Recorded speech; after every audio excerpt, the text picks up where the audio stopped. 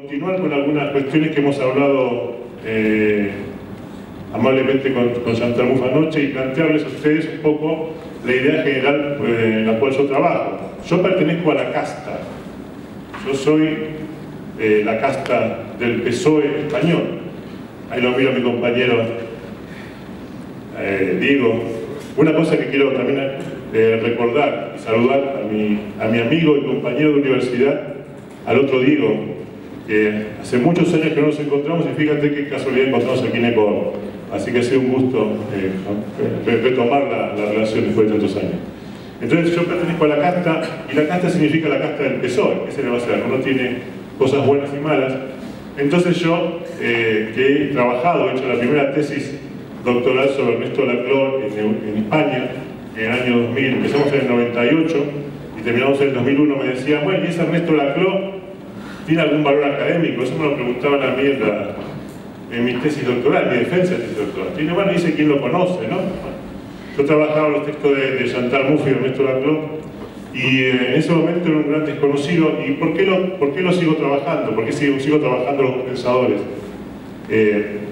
Porque me parece que esta es la posición mía que me gustaría discutir con ustedes, desde el Partido Socialista Obrero Español, al cual pertenezco, y con el cual me identifico que voy a hacer. Me parece que la única salida que tiene la socialdemocracia europea actual es convertirse en un populismo de izquierda. Ahora, si yo digo esto así literalmente en España, lo más seguro es que me echen de la cátedra de Huelva, pero como estoy en Ecuador y estoy con argentinos además, sé que eso no suena tan mal, y tampoco creo que a Chantal le vaya a disgustar demasiado. Así que podemos seguir comiendo y tomando vino hablando sobre esto seguramente. Entonces, ¿por qué digo esto? Porque, ¿y qué entiendo yo, o qué entienden Laclau y Mouffe acerca de qué es el populismo? El populismo, si lo podemos explicar en 4 o 5 minutos, significa algo muy conocido para cualquier argentino, peronista o no, y significa lo siguiente, 4 elementos básicos, dice Laclau. El primer elemento es la construcción de un nosotros, que es el pueblo, la categoría del pueblo, frente a un otro, un antagonista. Y dice Ernesto Laclau, lo que define la unidad interna de ese nosotros, de esa categoría del pueblo, no es ninguna esencia, ninguna estructura. Los marxistas pensaban que era la economía, ¿sí? O sea, nuestras luchas se ponen en equivalencia, pues nos peleamos por una contradicción objetiva basada en la economía. Esa historia parece que pasó de largo, ya no creemos que la economía determine nada, sí que condiciona muchísimo, ¿no?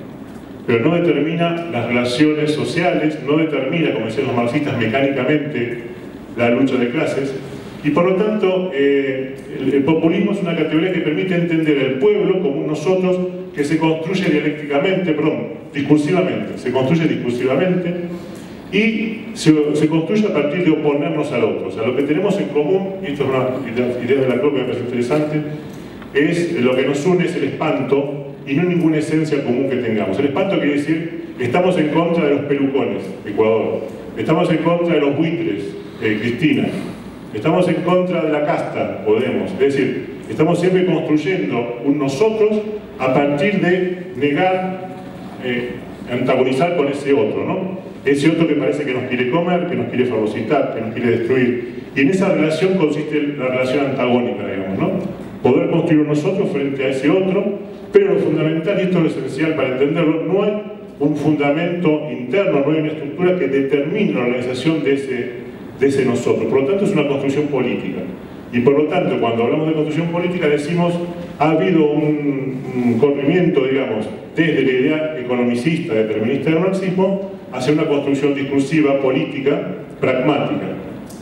Entonces, estas distintas demandas que van surgiendo en la sociedad, ¿cómo se organizan? Bueno, se organizan construyendo una hegemonía política. Entonces, aquí es importante los aportes de Mouffe y de Laclau sobre esto, porque entendemos por hegemonía algo muy sencillo de decir y muy difícil de hacer. Poner en fusión, articular, fusionar demandas particulares que en principio no tienen equivalencia con las otras demandas particulares, en principio. Entonces lo que hace el sistema, el significante vacío, como dice Laclau, lo que hace el líder de la teoría populista es construir, poner en fusión, articular demandas particulares que en principio no tienen ninguna identidad común, que no hay necesidad de esa identidad. Eso lo construye la articulación política. Esa es la política. Es decir, vamos a poner un ejemplo concreto. Cuando nuestro gobierno cae, el gobierno de Zapatero cae en forma estrepitosa, porque ya no puede hacer frente a los pagos de la deuda, etc., en España, podemos hacer algo muy inteligente. Pablo Iglesias es algo muy inteligente. Empieza a articular demandas que son de sujetos particulares muy diversos. Por ejemplo, los doctores que no pueden seguir trabajando en la universidad, que tienen que ir a América Latina, por ejemplo, ¿no? Trabajan, vienen aquí. Las demandas de la gente que se queda sin trabajo, los parados, como se dice en España, ¿no? La demanda de aquellos que ya no pueden pagar su hipoteca.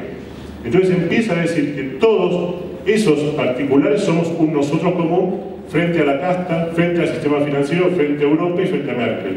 Entonces construye de una manera muy inteligente, y yo lo felicito, siempre me parece un ejemplo de construcción política, porque fue en muy pocos meses. Después, Diego, mi compañero de UTP, lo va a explicar mucho mejor que yo, para hablar de eso después de esta mesa. Lo que hace es construir una hegemonía tan fuerte que en 9 meses pasa de casi no tener un partido político a ser la fuerza con intención de voto mayoritaria.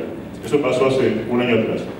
Es decir, la hegemonía consiste en construir un liderazgo, el de Pablo Iglesias, en donde nosotros, el pueblo, se opone a los otros que nos están destruyendo, los antagonistas. Y un elemento más que dice Laclau, y eso sí me interesa analizarlo un poco, discutirlo tal vez con Chantal y con compañeras, es ¿qué significa un populismo de izquierda? Tenemos al líder, tenemos a nosotros que es el pueblo, pero Laclau dice que tiene que haber un equilibrio. Yo uso la palabra equilibrio, hay gente que no le gusta, especialmente a Paula Bellieri no le gusta la palabra, pero yo lo utilizo. Tiene que haber un equilibrio entre el polo pueblo y el polo líder. Es decir, para que haya un populismo, yo lo llamaría de izquierda, progresista, y yo creo que esa es la continuación de la socialdemocracia para mí, en mi forma de entender. Por eso digo que el socialismo, la socialdemocracia debe convertirse en un populismo de izquierda, si no va a desaparecer. Esa es mi tesis. Lo que tiene que hacer el populismo progresista es, por un lado, que haya un equilibrio entre lo que es el polo del líder y el polo del pueblo. ¿Qué quiere decir esto? Que si el líder se come al pueblo, estamos fritos. Es decir, es un populismo reaccionario, ¿sí? Dictatorial, llámenlo como ustedes quieran. Y si el pueblo se come al líder, aparece el caos, digamos, ¿no? Entonces, la buena relación, la relación de equilibrio entre líder y pueblo, ¿qué quiere decir esto? Que las demandas del líder se pueden desarrollar al mismo tiempo que las demandas del pueblo. Cuando la demanda del líder se hace única, voy a poner un ejemplo concreto, el clientelismo político, cuando la demanda del líder se particulariza, digamos, entonces el pueblo no es capaz de reinstitucionalizar sus demandas. Entonces, ¿qué garantiza el equilibrio entre el pueblo y el líder? Ese equilibrio, ese ida y vuelta, esa retroalimentación. Que ninguno anula al otro, ¿no? Pero ¿qué pasa cuando no lo anula? Es posible, y esta es mi tesis, digamos, la segunda tesis que quiero decir, que se entiende por populismo de izquierda la capacidad de reinstitucionalizar las demandas políticas, de crear nuevos cauces políticos. Y voy a dar algunos ejemplos, digamos, ¿no? Cuando la crisis de Argentina del 2001-2002 se crearon cooperativas, ¿sí? Se tomaron fábricas, empresas que eran privadas y se las convirtieron en cooperativas. Esa era una forma de reinstitucionalizar, es decir, irnos a hacer política, construir política más allá de los límites de la democracia constitucional liberal. Entonces, ¿cuál ha sido el gran error, creo yo, en la socialdemocracia europea? Yo hablo especialmente de España, la cual conozco, no solamente porque trabajo con ella, sino porque la estudio. Ha sido la incapacidad de reinstitucionalizar la política y las demandas sociales. Cuando surge Podemos, es el momento clave en donde eso se muestra con mayor rigor. Es decir, el PSOE es incapaz de responder a cualquier tipo de demanda. Está totalmente bloqueado el gobierno, ¿cierto? Entonces, lo que hace Podemos, Pablo Iglesias, es justamente construir un nuevo nosotros que reinstitucionaliza la política.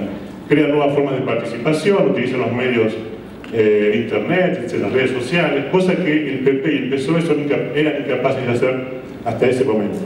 Entonces, agrego el segundo elemento, digo, tiene que haber equilibrio entre pueblo y líder. Y un elemento importante que me parece esencial para entender qué es un populismo de izquierda sería lo siguiente. Hay dos tipos de demandas fundamentales, las demandas de igualdad y las demandas de libertad. Las demandas de mayor libertad son normalmente de mayor libertad grupal, individual, y luego las demandas de igualdad, de mayor equidad social, etc. Entonces lo que estamos planteando aquí, y también lo dice Laclau y Chantal Mouffe en uno de sus libros sobre hegemonía estratégica socialista, es ¿qué define una democracia radical? Lo que define una democracia radical justamente es que no se pueden desarrollar demandas de mayor libertad a costa de las demandas de mayor igualdad. Y no se pueden desarrollar, no se deben desarrollar las demandas de mayor igualdad a costa de las demandas de mayor libertad. Es decir, voy a poner un ejemplo. El liberalismo como lo entendemos actualmente, economicista, lo que hace es maximizar las demandas de mayor libertad, bloqueando las demandas de mayor igualdad. El ejemplo más clásico es la Argentina de Carlos Menem, ¿no? Eso está claro. Se llegaron a privatizar escuelas, de todo, ¿no? Todo se convirtió en una cuestión de libertad del mercado. Y el ejemplo contrario, en donde las demandas de mayor igualdad anulan las demandas de mayor libertad, son los regímenes totalitarios o autoritarios de la Europa comunista del Este, en donde, en función de la mayor igualdad social, se anulaban, se bloqueaban ciertas libertades individuales. Es así que los rumanos, cuando venían a Europa, a la Unión Europea, se fascinaban porque estaban fascinados por los vaqueros, estaban fascinados porque podían comer mandarinas, naranjas. ¿Sí? Fíjense qué tontería, ¿no? Es decir, cosas que son para nosotros muy elementales, para esa gente era algo muy importante. Entonces, el equilibrio entre las demandas de mayor libertad y las demandas de mayor igualdad sería una política populista de izquierda.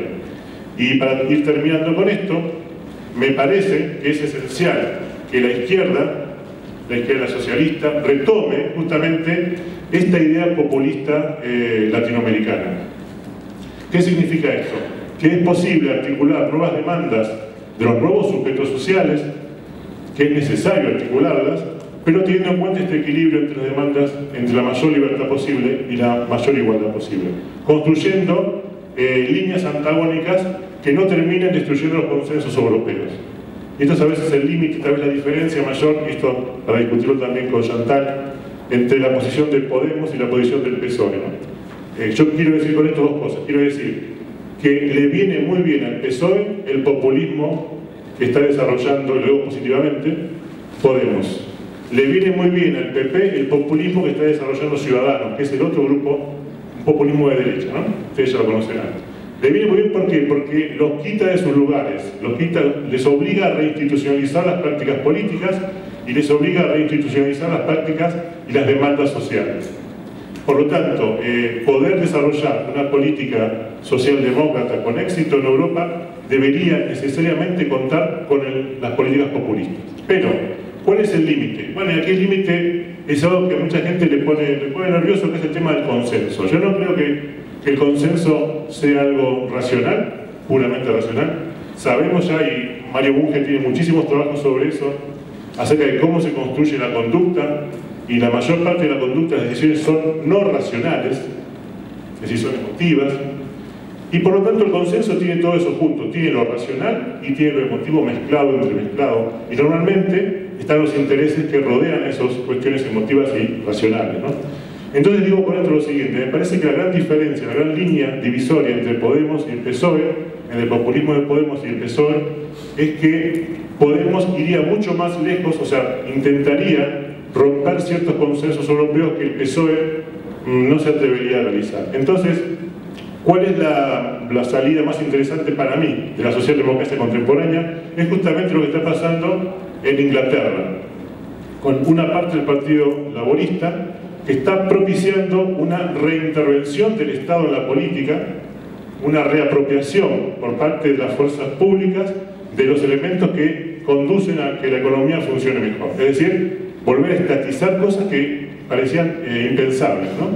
El tema del agua, la luz, a los bancos, por ejemplo, Podemos haber planteado que se creen bancos públicos en España y casi todo el mundo salió ahuyentado, ¿no? Estaba asustado, quieren volver a las políticas de los años 70. Me parece que eso de volver significa reinstitucionalizar la política y crear nuevas formas de lucha social que son las que nos pueden sacar del estado en el que está Europa, sin romper consensos básicos. ¿Cuál sería un consenso básico? Porque para que esto no parezca muy conservador. En un caso ejemplar en España ha sido el tema de la lucha contra el terrorismo de ETA. Fue un elemento de consenso y había elementos racionales y también elementos emocionales.